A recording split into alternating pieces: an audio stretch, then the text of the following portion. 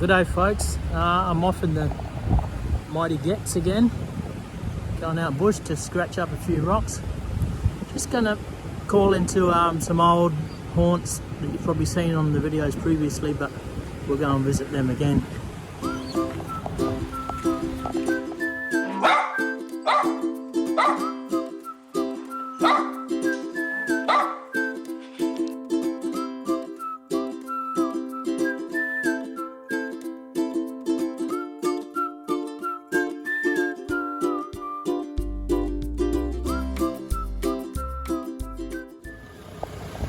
Gets has got some new rubber on it already. It's going well. Media center, bedroom.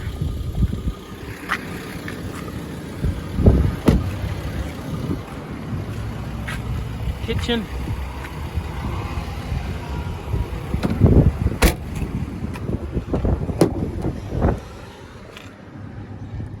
Fossican area.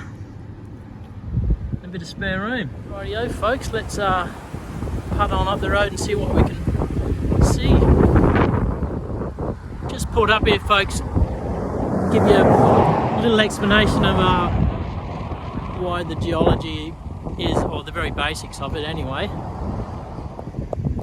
I live on the eastern side of the Great Dividing Range in Australia, down in the sort of the tropical lower lands, but in the distance here you can see the Great Dividing Range, and we're going to go up a pass and climb the range. But the thing is, once we get up there we don't go down again, we stay in the highlands, and that might give you a little bit of explanation of why it's a bit different on the other side. Down in the lowlands where it's green and we grow the sugar cane and the grass on the side of the road's green, but you're going to see it's a lot different once we get up and over the range and stay up in the highlands. A lot drier. This multi-million-dollar new overpass that climbs the range here is where I used to fossick for leaf fossils. They must have moved hundreds and hundreds of tons of fossils because they dug out an enormous amount of overburden. Just something I thought you might be interested in. Let's continue climbing to the top. Let's go in here anyway, off the side of the road. I'm at the top of the overpass, on the top of the range. Let's go in, poke in here and see if there's any sign of the fossils. Just hauling up the range. We find a place to get in here amongst the hairy grass. Well, sorry to let you down folks. I've walked 100 miles and I can't find a thing. It doesn't help that there's a fence here, and this track would have been pounded in by heavy machinery, crushing all the softer fossils.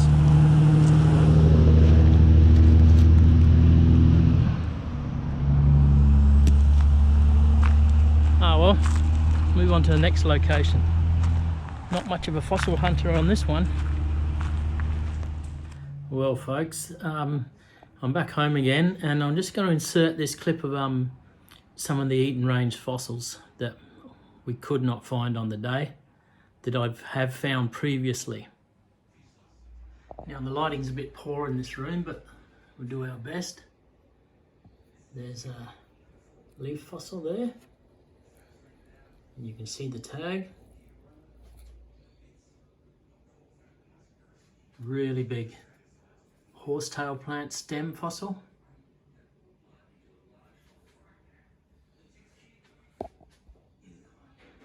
Another horsetail stem fossil. And these are interesting. Light's bad in here. The seed capsules from Glossopteris. Another one there.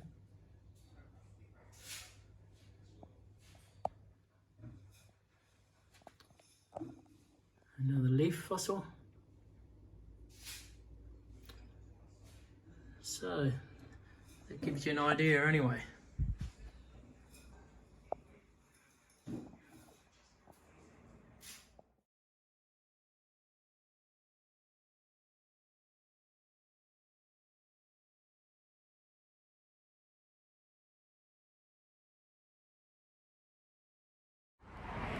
Okay folks, so in this next clip we're up in the highlands at the top of the range, and I move on to my next fossicking site.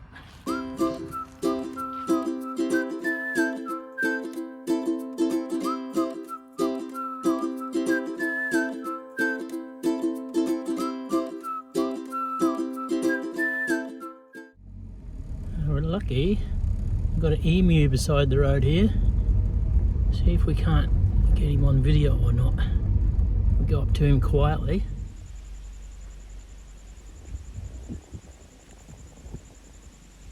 Mr. Emu, catch you later. Rightio folks, I'm at another one of my old haunts. So it's a marine fossil location, like invertebrates, like shell fossils. So we'll go for a bit of walk and see if we can find some.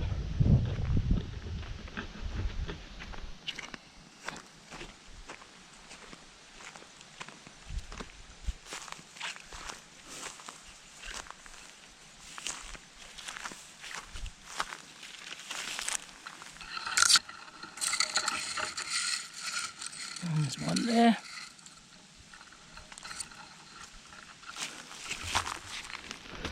Another one there in the middle of the track.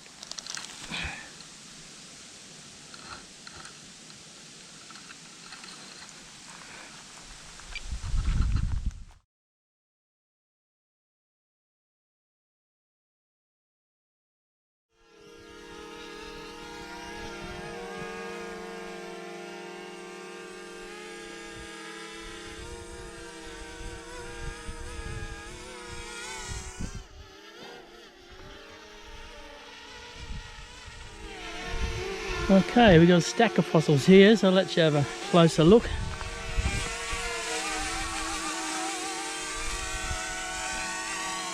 See the brachipod there.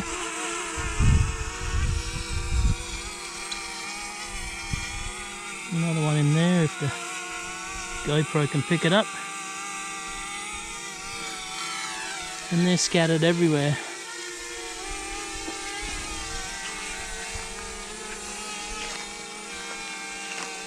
My drone waiting patiently up there for some action.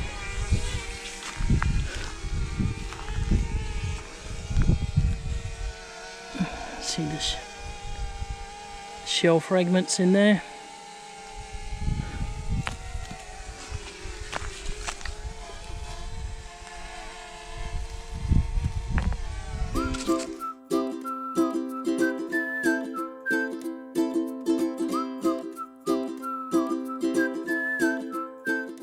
Just spotted a nice one. It's not often you get the shape of the shells separated from the mudstone completely, and this one is. I'll show you a look.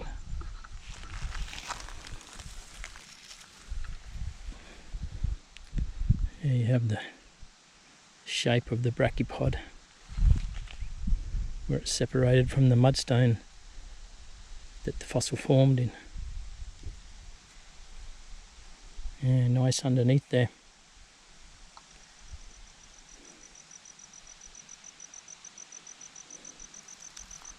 Now I remember up the hill here is a big boulder with lots of shell fragments in it. I'll go up and see if I can find it.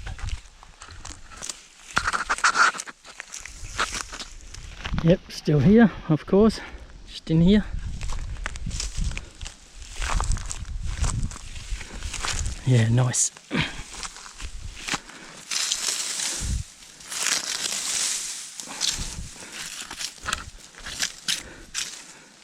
Yeah, many fragments. These fragments are the hard shell part of the organism. Been preserved here in this mudstone.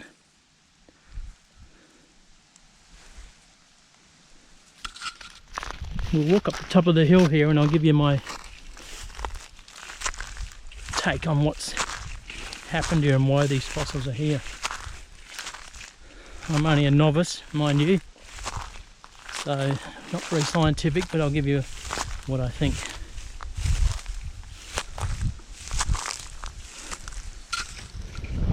Ooh, nasty cactus.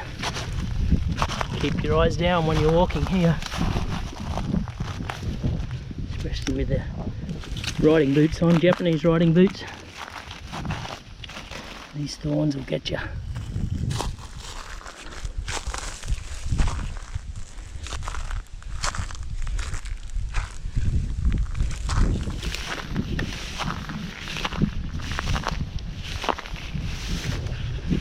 Now, from what I've read online and various places, this was all under a shallow sea. Muddy, shallow sea. The weather was cold. It was in the Permian period, about 250 million years ago, roughly, very roughly. But since then, the sea's dried up.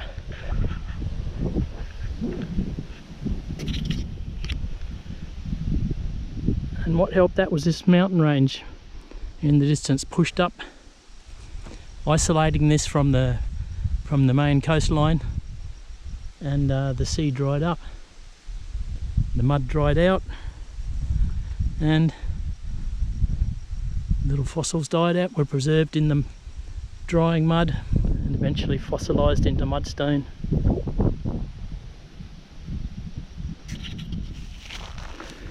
The two main invertebrate fossils in this area are the brachiopod, which had, hard to do with the GoPro with one hand, had a foot that went down and fixed it into the mud, so it sort of sat there like that on its foot and filter feeding on passing debris. As I say, the seas were shallow and cold. And the other main one was this one here, traditional shell shape of the pelecypods. Once again, they were filter feeders, and both of them, of course, like the colder seas. Here's a nice one showing a little group of pelecypods and possibly brachiopods all grouped together.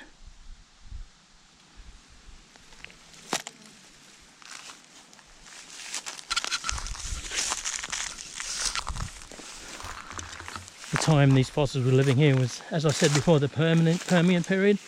The weather was a lot colder, and there's even talk that ice rafts formed in the colder months on these shallow seas.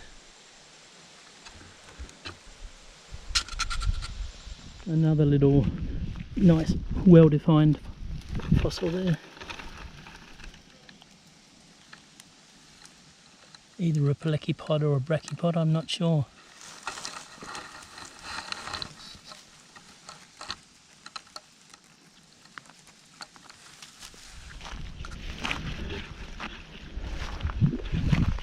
Alright folks, time to move on to another one of my old haunts. I'm not sure which one yet, but we'll poke on down the road and have a look.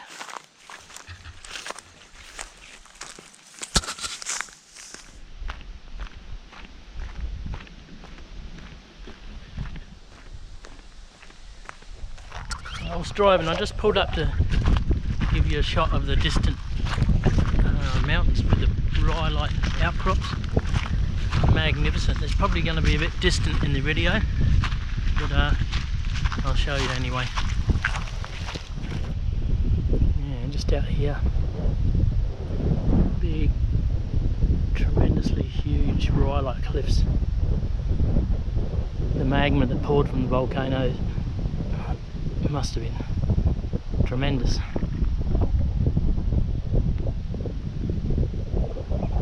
Same over there.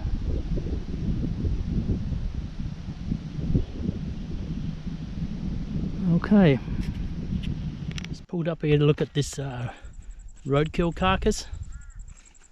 When they're kangaroos, I don't mind if the skull's dry. I like to clean them up and I'll hang them up in my shed. A bit morbid, I know, but they're dead anyway. But I pulled up and it wasn't a kangaroo, it's a dingo.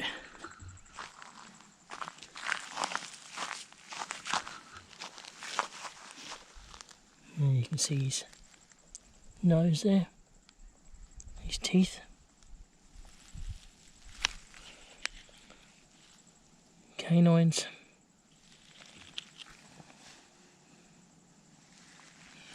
Oh, bull ants are attacking me. Yeah, poor fella. Well, I don't think he missed these. I got his two parts of his bottom jaw and canine, one of the canines.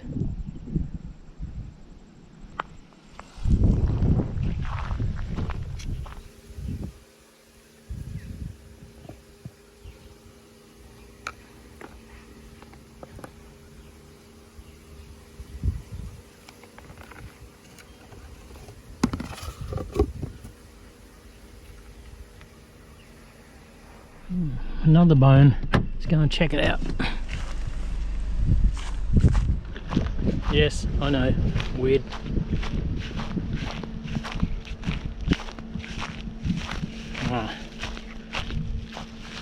This one I recognise. I always think they look like goat's horns, don't they? Yes? No. This is it goes up this way, and them two sockets are where the big leg bones drop down from. There's the other socket. It is the pelvis from a beast, from a cow. Hard to do it with one hand with a GoPro. Yeah, it sits that way. That's the pelvis from a cow.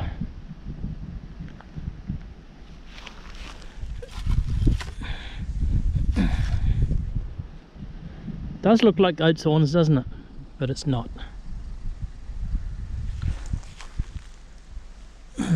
We might place that.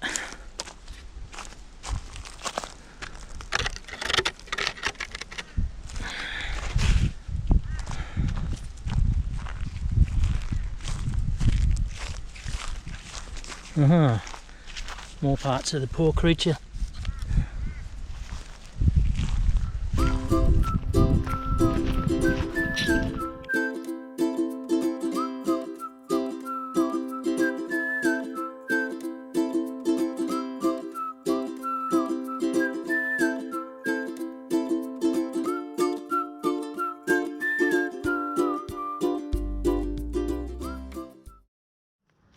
Right, I pulled up at another one of my haunts that's known for plant fossils, so we'll go out, poke around and have a look.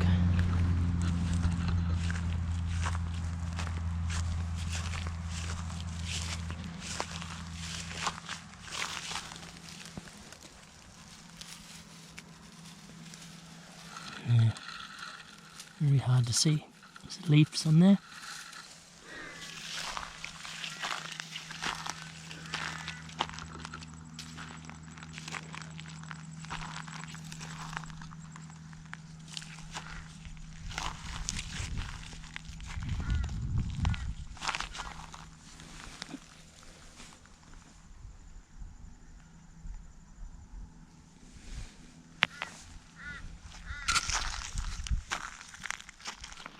There's petrified wood, just there.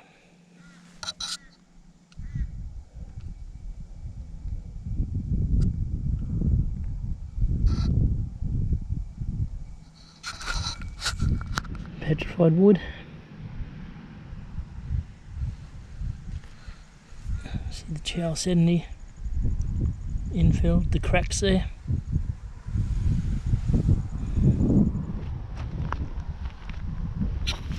There's a fossil here. Looks to be where a stem has been covered by sediments, and you can see the a knot where maybe a twig or a branch left the stem. Interesting.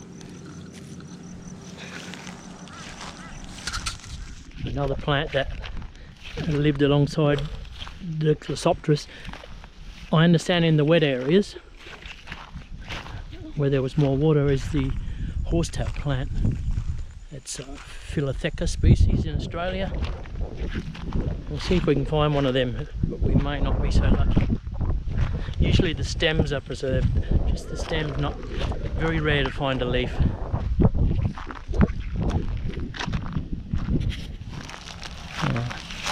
This may be a horsetail stem, I'm not sure. We'll have a look.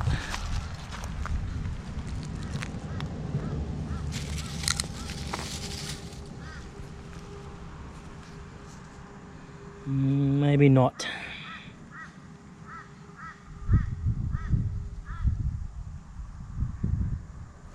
Some sort of stem. Maybe a stem with a pithy centre, I don't know. Just trying to guess. Interesting.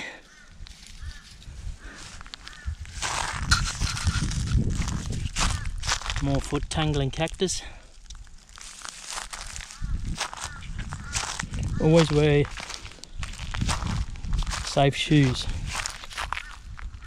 Oops. I told you my pants would fall down once I start putting rocks in my pocket. I found a horsetail stem, but it was so faint and worn that the camera wouldn't have even picked it up, so we looked for another one. I've collected 3 horsetail stems, very faint though. I've placed them here and we'll have a look at them, if you can see it or not. The lights going weird in this late afternoon. This one goes across there, the stem. This one is big and only shows the striations of the stem. Very hard to see. The light's terrible.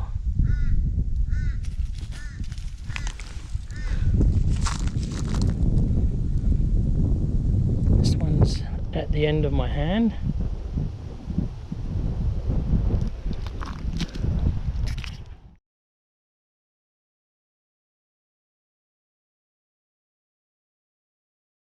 We'll try this one. Where's the zoom on this?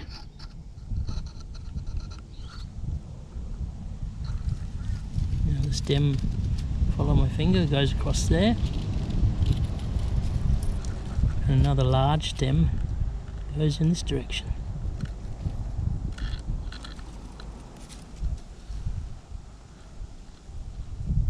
I think that's another one for the pocket actually.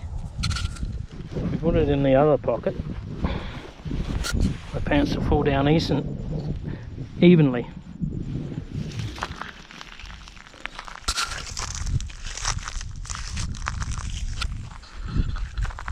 I looked in the car before I left. Food, sleeping gear, fossicking gear. No, left the bag behind. Try over here, quite a few little rocks here. So what are we looking here? What are we looking at here anyway? As I mentioned before, I'm just a novice, but my take on it is the Permian layer, which is the layer that goes through the earth of that time frame, the Permian period, 251 to 298 million years ago, often will come to the surface and be exposed right here. That's what's happened here. The Permian layer has been exposed for some reason. I don't know, I'm not educated enough to know what reason, whether it's the other layers have eroded away or uplift has brought the Permian layer to the surface, I'm not sure. It's interesting. Shale takes on all colours. It starts grey dark grey, and then when it's exposed to the air and the light and the weather, it takes on other colours.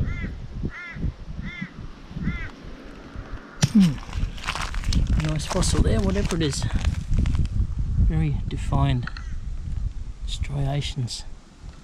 Stem or branch of some kind.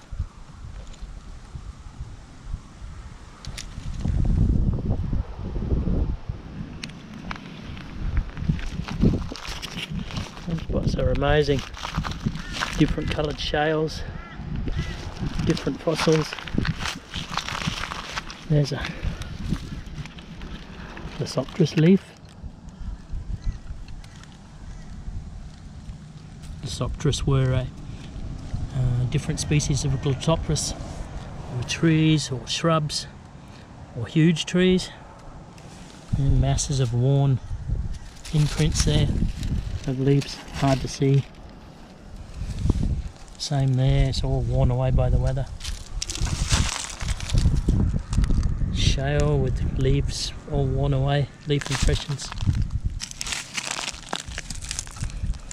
Something going on there. Don't know what. Layers of shale. Hundreds and thousands of years. Layers. Fossils on top. A horsetail stem.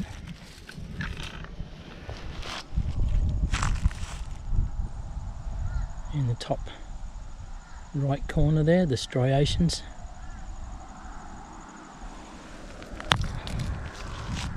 Okay, we'll head back to the car in the distance there, somewhere over there. Just a little piece of petrified wood I saw and walking back. You can see where the chalcedony has infield are cracked, and then the lump is split open, exposing the chalcedony layer. Nice. Wood everywhere here. Petrified wood. Small section of a larger trunk. More wood.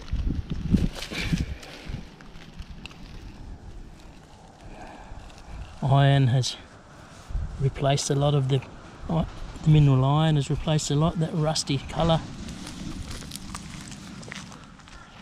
Hard to get anywhere when you're out here. You're trying to walk somewhere, you just keep seeing things. In this case, nothing. Just coloured shale.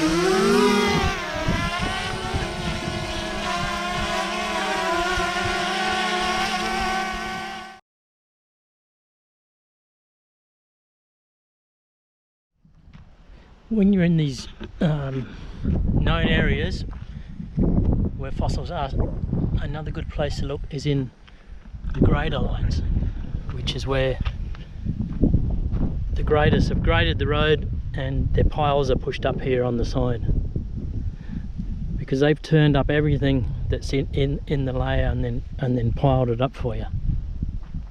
Sometimes you find something, sometimes you don't, but we'll go and have a look. Oh, straight away I see wood, petrified wood.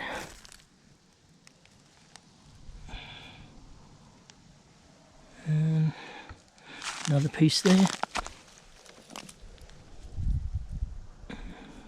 Spider's home on the back.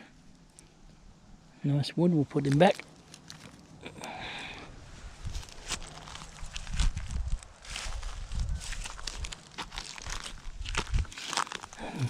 Nicely coloured shale,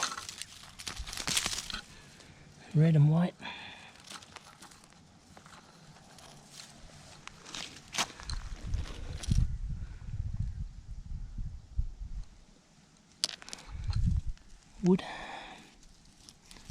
petrified.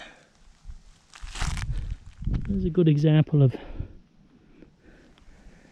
the grade has broken up the shale, showing the original colour when it forms is a grey, and this broken piece shows before it was broken the weathered edge has gone red.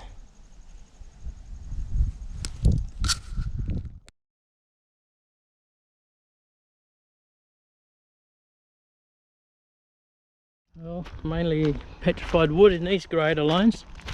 So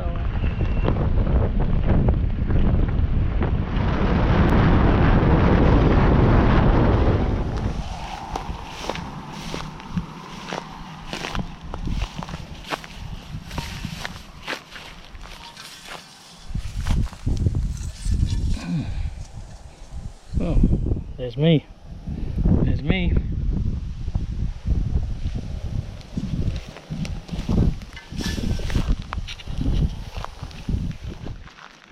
Well, I've just pulled up at Lake Elphinstone to stop the night because they got a shower and toilets and things.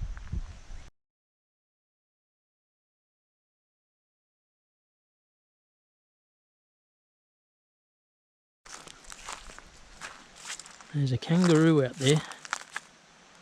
He's tiny. You probably can't see him.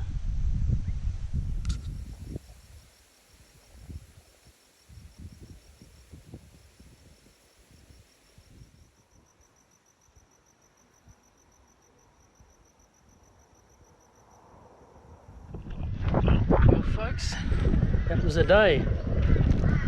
Camped here at Lake Elphinstone campground, free campground. There's my bed for the night. And there, all cosy.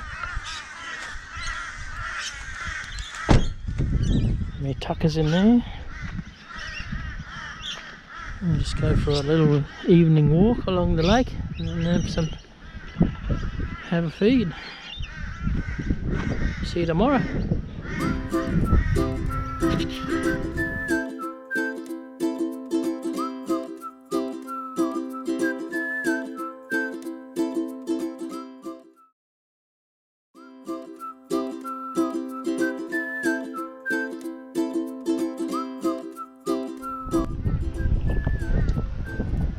Morning folks, it's day 2 of my visits to my old rock hunting grounds. Another breezy day, a little bit on the cooler side. Gonna have a bit of breakfast and then drive up the road about 20 kilometres and we'll take a look at one of the big petrified wood areas around here. Right, we'll see you on the other side.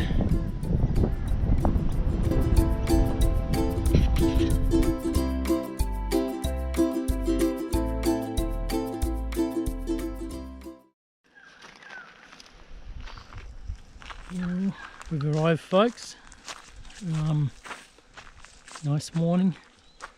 Sound of hum of thousands of insects here. Don't know if you can hear it on the camera. Straight away we're seeing signs of petrified wood. A piece there. And shale, which will eventually show signs of plant fossils. Nice piece of petrified wood there.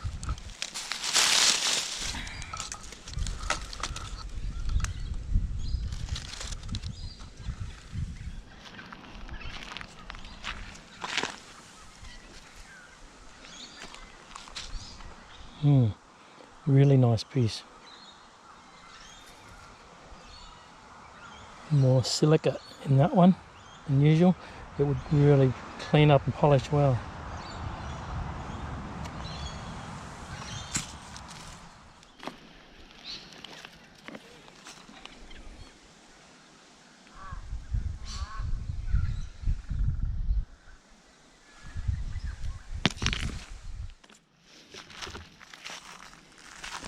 There's a piece of shale with some plant fossils on it.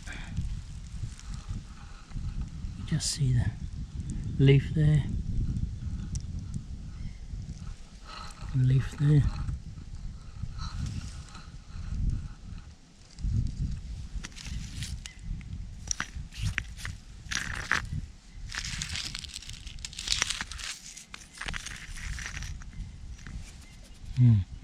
Big leaf there, but very worn.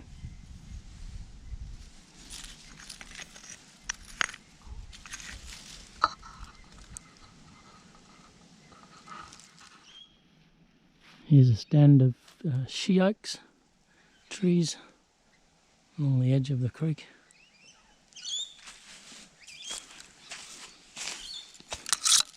She oaks, or I think they're casuarinas. I think their proper name is.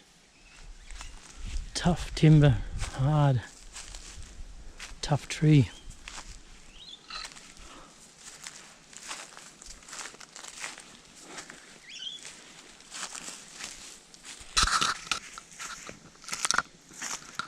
Great wood turning timber. Has some nice colours when it's turned on the lathe.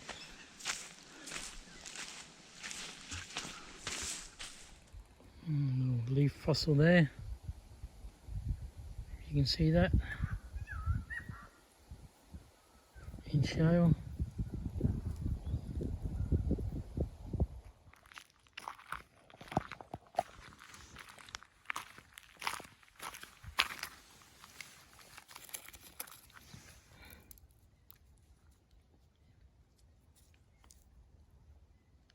Must be a freshwater snail, because it's just a recent shell.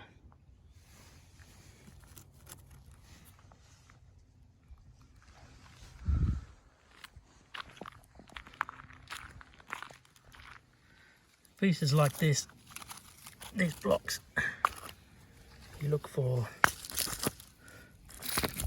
whether you can split them more.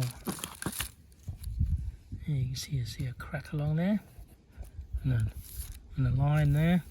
I don't have my hammer and chisel with me because I carry my video gear instead, but I'm sure if this one was split, it would reveal fresh fossils. Here I've just smashed the rock against another one to split it, but what it shows, it's plant material inside, but it's indistinguishable, just a mishmash.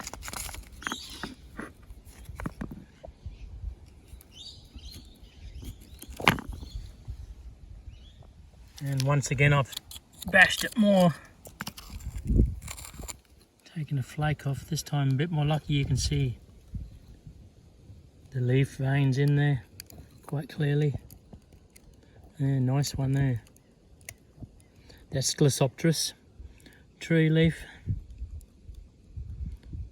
the one I spoke about yesterday that dominated the Gondwana landmass. Nice. Sometimes when you're walking along looking down at the rocks, it pays to just stop, get down on your knees, crouch down, and just look in one area of just a few square meters, because you miss a lot of stuff. Here I've crouched down and just having a look around. Not a great deal.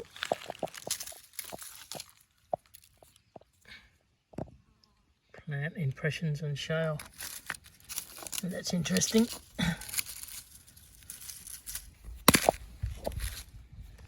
That's calcite.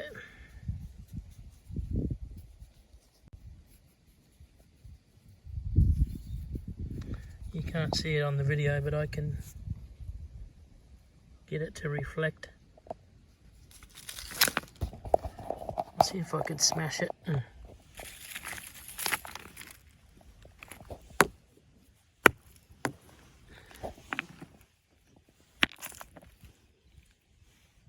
No, it doesn't show you any better.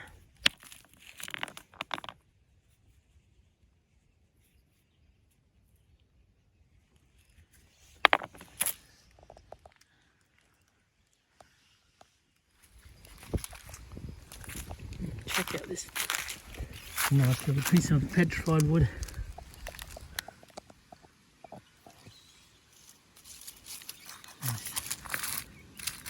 Round shape.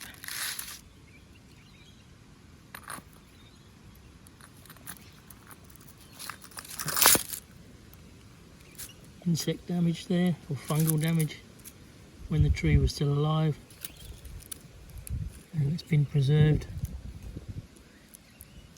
in the stone and the rock, the fungal damage.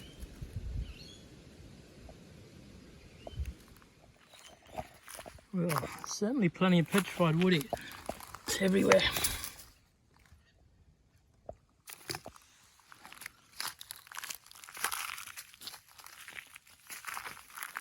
That's different. So there's lease gangs rings. So minerals form around things. Something was in there that it formed around, but it's now fallen out.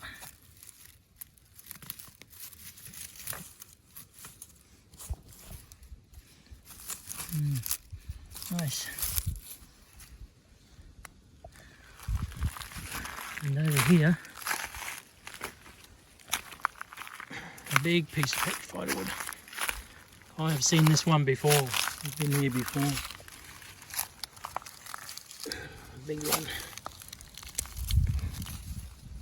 Jammed in amongst the shale boulders. I thought it would still be here. I knew it was under this log.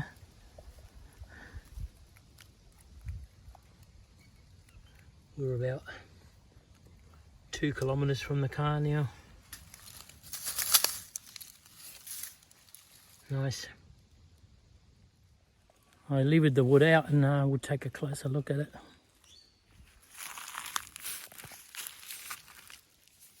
Nice red colours there.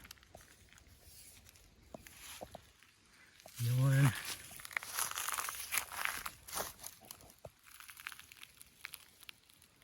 The centre of the tree and the rings.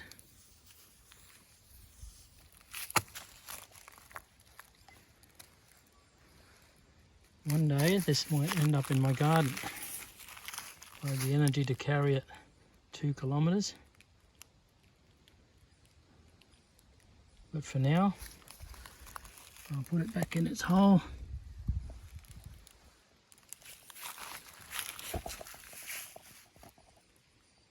What we're going to do now is head up onto the bank up there and cut across the 2 kilometres back to the car and look for a place I've seen before where there's a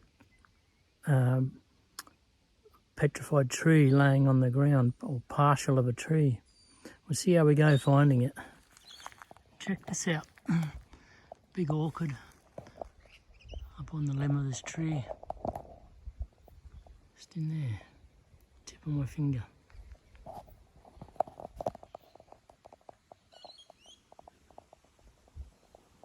Right there.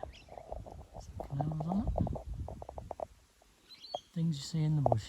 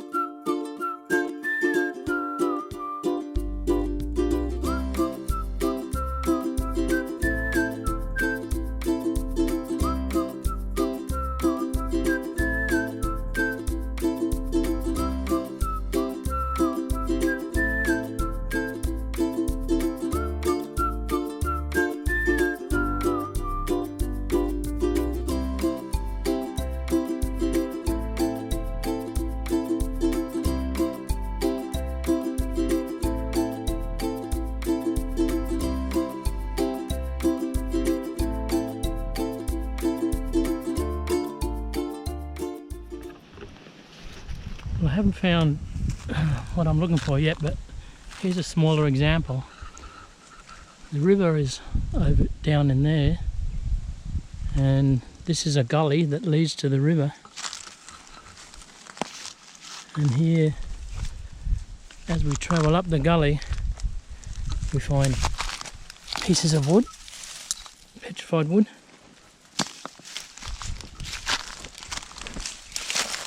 Here, here. Larger piece.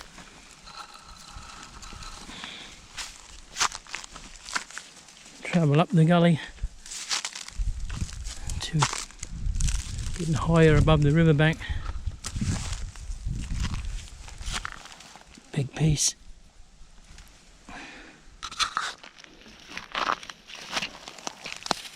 More pieces, bigger. And more and more pieces as we get higher up.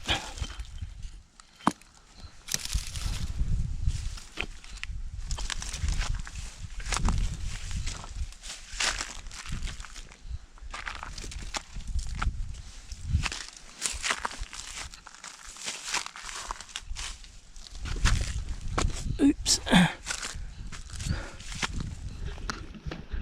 And now we're a fair way from the river. Down there, the pieces would have petered out. So, but if you're lucky, sometimes they keep going and they lead you to almost an entire tree sitting up somewhere. But in this case, not so lucky. Well, I didn't mean sitting up, but on the ground, splayed out in a spider web pattern where the original tree used to be, of branches and limbs and sometimes big pieces of the main trunk.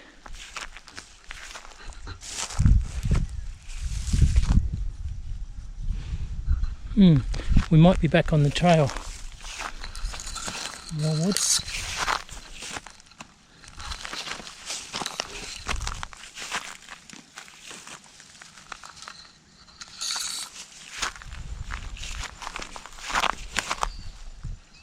More.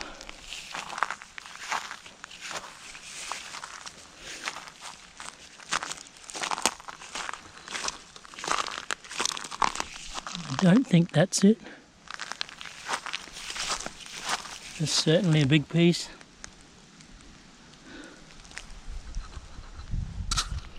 Now we're getting onto something. A limb.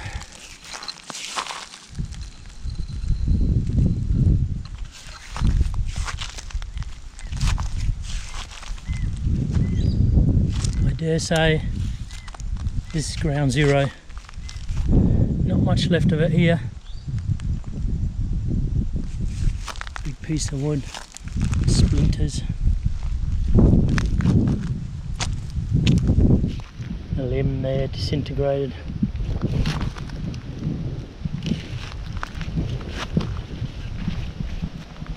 Yes, can't be certain, but that's probably the location of the tree.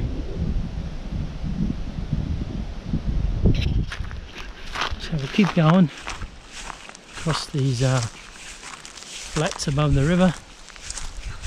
More wood at my feet there.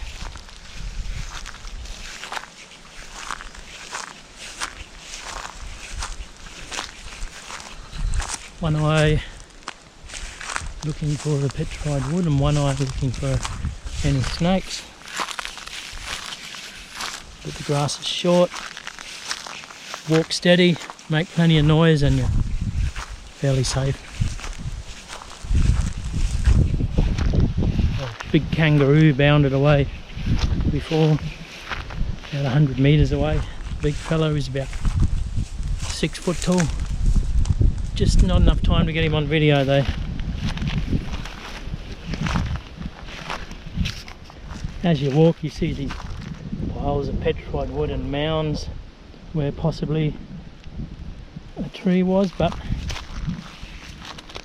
not lucky enough to find a tree shape splayed out. Yeah, lots here. Big logs, see the size of them. There's a big limb and all segregated into pieces. Continues up there.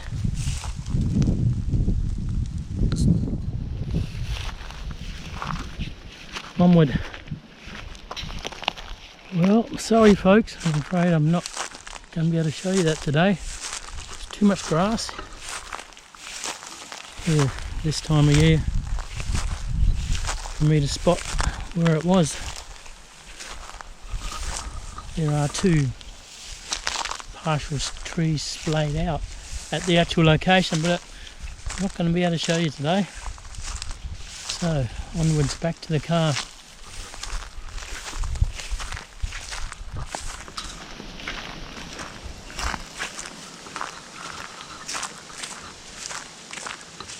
I have to climb down into the riverbank to get back to the car because there's a big gully to cross, and it's the best way. If you want to get down a riverbank, the best way is follow where the cattle go.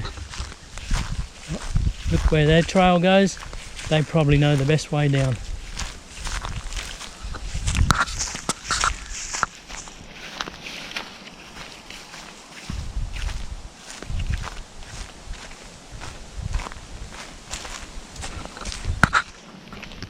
Okay, well, you got a bit of a look at the petrified wood in that area, so we'll get in the little go fast and head to the town, about 20 or so k's up the road. Have a bit of lunch, I think.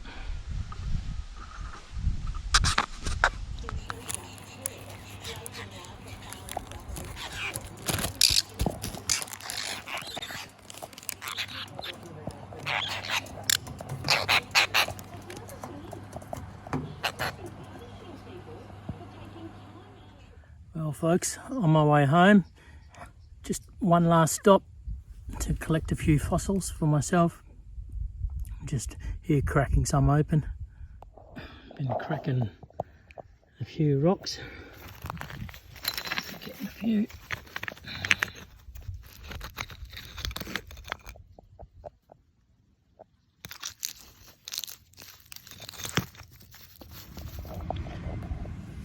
Now you can see a very faint worn leaf fossil.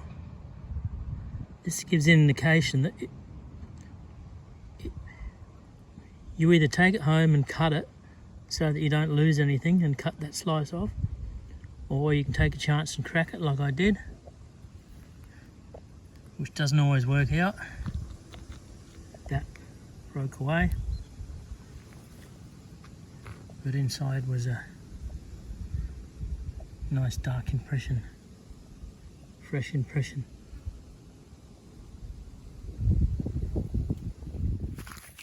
So what do you do with a big rock like this? The colour's right, it's indicated that there's fossils in it. All I did here was smashed it hard in the middle.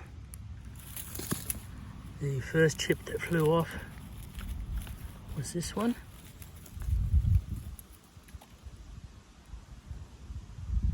Big leaf, Glossopteris leaf fossil. And there's the other half of the impression in there. So we'll continue with the broken pieces of this rock and see what we can get.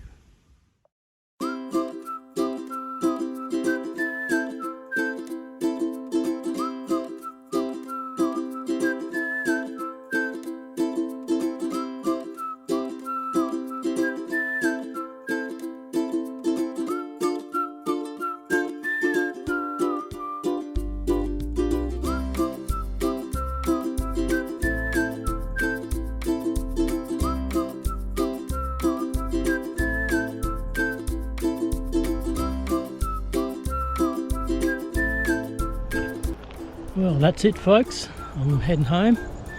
Thanks for watching the video and I hope you enjoyed it.